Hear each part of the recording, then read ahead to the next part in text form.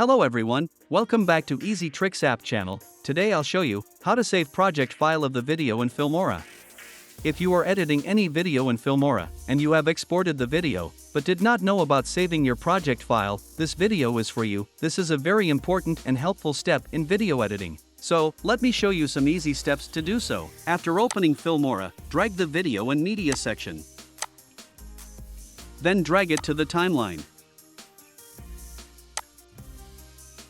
After you have edited your video, make sure to do this step before exporting the video. This will help you a lot in long term, and you will be happy doing it. Go to File. Click on Save Project As. Select the location where you want to save it. Make sure to change the name so that you can remember which project file is it. Click on Save. So, these were some simple but important steps to do so.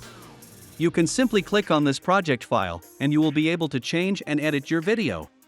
I hope this video was useful for you. If you like videos, please share with others and don't forget to like and subscribe.